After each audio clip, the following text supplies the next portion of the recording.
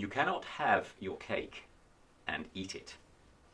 Understanding the term this generation in the Olivet Discourse, as in chapters 24 of the Gospel of Matthew, chapter 13 of the Gospel of Mark, and chapter 21 of the Gospel of Luke, is crucial. Jesus used the term this generation in his Olivet Discourse, and it was recorded in all three of the Synoptic Gospels. We see this, as I said, in Matthew 24, Mark 13, and Luke 21.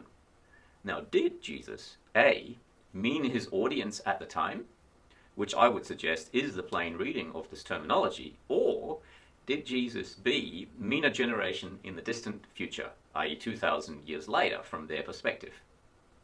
This is one of the crucial puzzle pieces to understand the time frame and context of both the Olivet Discourse itself and, indeed, the book of Revelation. We will look at the way the term is used in the Olivet Discourse and also review its use in the remainder of the Gospel of Matthew. Context is the first and foremost guiding principle in aiming to understand the meaning of terms when interpreting any kind of text, whether that is theological, historical, sociological. Words have semantic ranges, and if you don't understand what a semantic range is, you will when we talk about it shortly. And it is a fallacy to assume the word used in a particular setting has the entire semantic range attached to it. As I said, if that is all double Dutch to you, it will make sense shortly. The context is what should determine the meaning.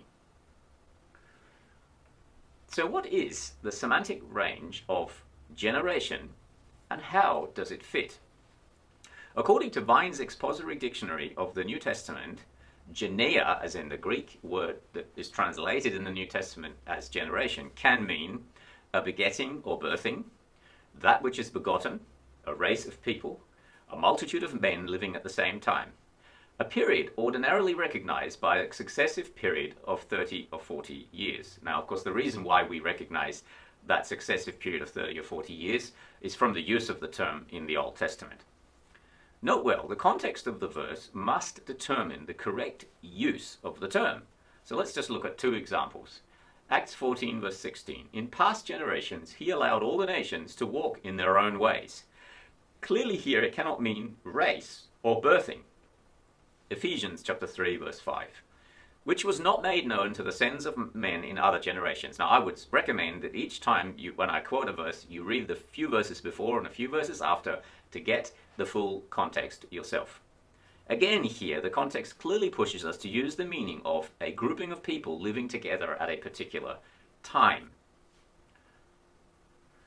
Now it's important when we interpret texts that we recognize that there are some fallacies, if you like, traps that we can walk into that will effectively lead us to come to a fallacious or wrong conclusion. One of these fallacies when interpreting texts is what's called the illegitimate totality transfer. Now that's a big set of words. It will make sense in a moment. Let's look at the English word board. There could be a piece of timber. It could be a group of trustees. It could be stepping onto a train or concealing a broken window. And clearly, we cannot import the totality of possible meanings into every place where this word is used. In other words, the context, if I walk into a hardware store and want to buy a board of timber, clearly the checkout's not going to be charging me for buying a group of trustees. That's a complete nonsense. So we cannot import the totality or the sum total of all different meanings of a word into a text. The context in which the word is used determines the meaning, especially when a word has more than one. So we must avoid interpretive fallacies such as the illegitimate totality transfer fallacy. There are a number of interpretive fallacies one can succumb to. This one appears very easy to do. Each word has a semantic range. Let's take as an example the English word board. It can mean anything from a piece of timber to a group of trustees or stepping onto a train. The range of meanings a word can have is called the semantic range. The fallacy, therefore, is that it is wrong to import the entire semantic range of meanings of a particular word into the context of usage of the word It is possible that in some rare cases the entire semantic range fits into the context of the use of a term in a particular passage, but we should not assume so, and we should tread carefully. A particular danger here in theology is when people look up words in a concordance and then import all the different meanings they read from the concordance back into that particular passage that they're aiming to try to understand. Now, I'm not suggesting that you never use a concordance, or I'm not suggesting anything sinister. All I'm simply saying is that you should be aware of the risk of misunderstanding or misinterpreting the word, and in that case, the particular passage that word sits in, by doing this. So, my advice would be, let the immediate and the broader context that the verse under investigation sits in determine the meaning, and compare with the way a particular term is used elsewhere, particularly in the New Testament. And if you aren't a Greek expert in terms of the New Testament, I would advise you to stay away from trying to work out the meaning of Greek words. And if you wanted to have, let's say, a broader view of a particular verse, then read it in a range of different English translations. Because the hard work of translating it has already been done by people who are indeed experts of the English language. So whatever you do, tread carefully if you're not an expert in the language, because you might actually, do more damage than good in that sense. So let's review every place that the term "this generation" is used in the Gospel of Matthew. The term is, of course, used in the Gospel of Mark and Luke and all over the place. We don't have time to go and look at every place in the New Testament. This is, if you like, a sampling, and this is a study that you could do for yourself. But we will review, for those who like to note verses down and read along, we're going to look at Matthew 11:16, 12:39, 12:41, 12:42, 12:45, 16:4, 17:17, 23:36, and 24:34. Some of them we will go over quickly because they are very similar, but nonetheless, it should give us a big enough picture to realize what Jesus had in mind when he used the term "this generation." So Matthew 11:16, and I'm going to read a few verses before and after just so that you get the context. "For all the prophets and the law prophesied until John. And if you are willing to accept it, he is Elijah who is to come. He who has ears to hear, let him hear. But to what shall I compare this generation? It is like children sitting in the marketplaces and calling to their playmates. We played the flute for you, and you did not dance. We sang a dirge, and you did not mourn. For John came neither eating nor drinking, and they say he has a demon. The Son of Man came eating and drinking, and they say, look at him, a glutton and a drunkard." Let's look at Matthew 12:41. I'm going to, with a number of these, not make any comment. I want you to just think about the usage of the term "this generation" and what is the natural sense that is derived from the context. So I'm starting actually at verse 39. "But he answered them, an evil and adulterous generation seeks for a sign, but no sign will be given to it except the sign of the prophet Jonah. For just as Jonah was 3 days and 3 nights in the belly of the great fish, so will the Son of Man be 3 days and 3 nights in the heart of the earth. The men of Nineveh will rise up at the judgment with this generation and condemn it. For they repented at the preaching of Jonah, and behold, something greater than Jonah is here." Note that there's all these propositions that give context. So when Jesus says something is here, and he's talking about this generation, there's context to confirm what Jesus means by this generation. Matthew 12:42. And because that's in the same passage, I'm just going to continue reading. "The queen of the south will rise up at the judgment with this generation and condemn it. For she came from the ends of the earth to hear the wisdom of Solomon, and behold, something greater than Solomon is here." Clearly, I think there can be no doubt that Jesus has his audience listening to him in mind with this term. Matthew 12:45. "When the unclean," I'm reading from verse 43, "when the unclean spirits has gone out of a person, it passes through waterless places seeking rest, but finds none. Then it says, I will return to my house from which I came. And when it comes, it finds the house empty, swept, and put in order. Then it goes and brings with it 7 other spirits, more evil than itself, and they enter and dwell there. And the last state of the person is worse than the first. So it will be with this evil generation." Matthew 16:4.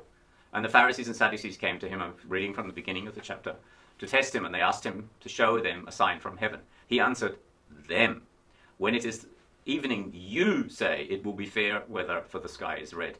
And in the morning it will be stormy today, for the sky is red and threatening. You know how to interpret the appearance of the sky, but you cannot interpret the signs of the times. An evil and adulterous generation seeks for a sign, whom clearly they were the ones seeking for the sign, but no sign will be given to it except the sign of Jonah. So he left them and departed. Matthew 17:17. I'm starting from verse 14. And when they came to the crowd, a man came up to him, kneeling before him, and said, Lord, have mercy on my son, for he is an epileptic, and he suffers terribly, for he often falls into the fire and often into the water. And I brought him to your disciples, and they could not heal him. And Jesus answered, O faithless and twisted generation, how long am I to be with you? How long am I to bear with you? Bring him here to me. And Jesus rebuked the demon, and it came out of him, and the boy was healed instantly. Matthew 23:36. And note well, the whole chapter of Matthew 23 is part of the Olivet Discourse. It's, if you like, the build-up. It's all the woes that Jesus speaks out to the leaders, the religious leaders of the day, the Pharisees, the Sadducees, the people who should have known better, who should have recognized Jesus, who should have been aware of who Jesus was. Starting from verse 29. Woe to you, scribes and Pharisees, hypocrites, for you build the tombs of the prophets and decorate the monuments of the righteous. And saying, if he had lived in the days of our fathers, we would not have taken part with them in the shedding the blood of the prophets. Thus you witness against yourselves that you are the sons of those who murdered the prophets. Fill up then the measure of your fathers, you serpents, you brood of vipers. How are you to escape being sentenced to hell? Therefore I send you prophets and wise men and scribes, some of them whom you will kill and crucify, and some you will flog in the synagogues and persecute from town to town, so that on you may come all the righteous blood shed on earth, from the blood of righteous Abel to the blood of Zechariah the son of Barachiah, whom you murdered between the sanctuary and the altar. Truly I say to you, all these things will come upon this generation. And now we come to the passage in question, Matthew 24:34. Reading from verse 32. From the fig tree learn its lesson. As soon as its branch becomes tender and puts out its leaves, you know that summer is near. So also when you see all these things, you know that he is near, at the very gates. Truly I say to you, this generation will not pass away until all these things take place. Heaven and earth will pass away, but my words will not pass away. So, in my humble estimation, I think the entire Gospel of Matthew alone, just looking at that one Gospel, gives us ample evidence of what Jesus had in mind when he uses the term this generation. And each passage where it is used, I think, spells out very clearly what Jesus had in mind. In other words, it was the audience he was speaking to then and there, not some group of people who were to come 2,000 years later. There is just no way that you can naturally read that out of those passages.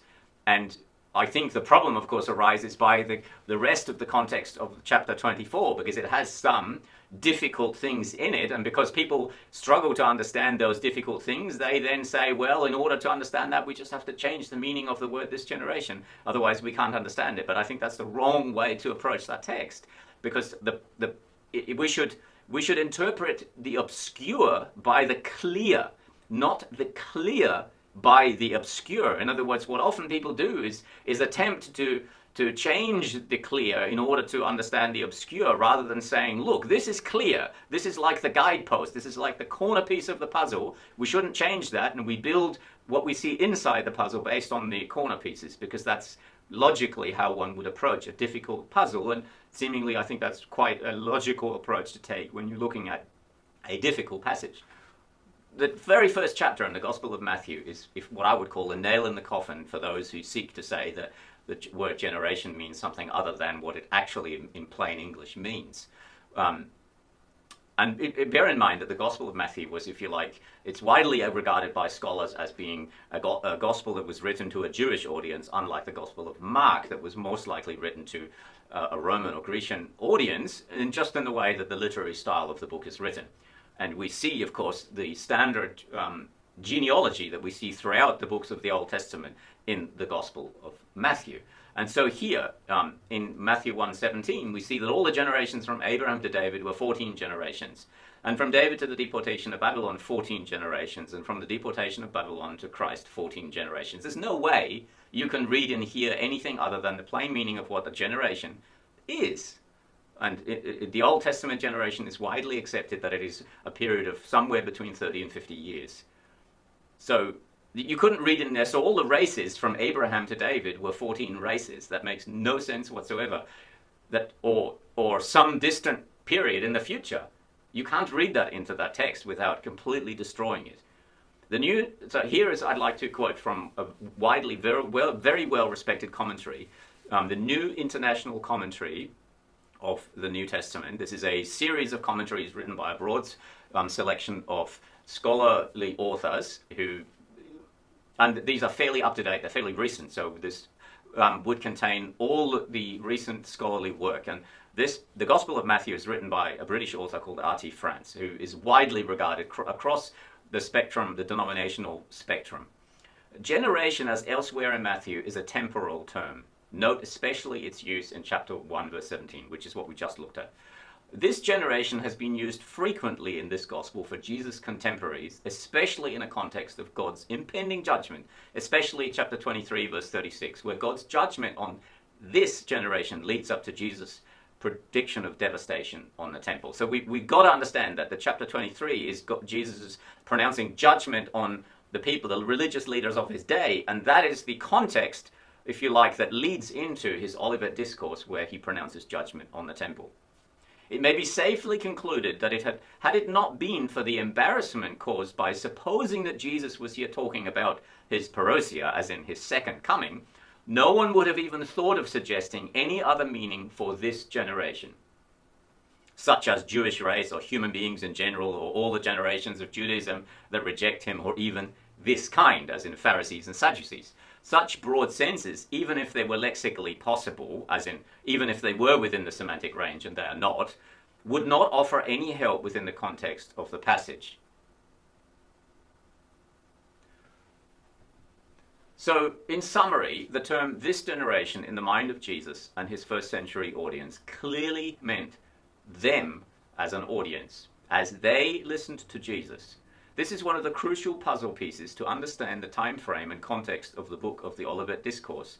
And of course, that impacts how we understand the book of Revelation, because if the Olivet Discourses of Matthew 24, Mark 13, and Luke 21 are all about the first century, as in the destruction, the devastating destruction of the Jewish temple in AD 70, and the period of the Jewish revolt followed by the war of Titus against the nation of Israel that was remaining, which culminated in the destruction of the temple, if those three passages and the prophecies that Jesus gave in those passages are all about that event, which I would suggest is very strongly so, then of course that would lead us to conclude that it's very highly likely that the book of Revelation is also about this same time frame. And that of course then leads us to ask questions such as the time frame of when the book of Revelation was authored, and which we all deal in different subjects. I just really wanted to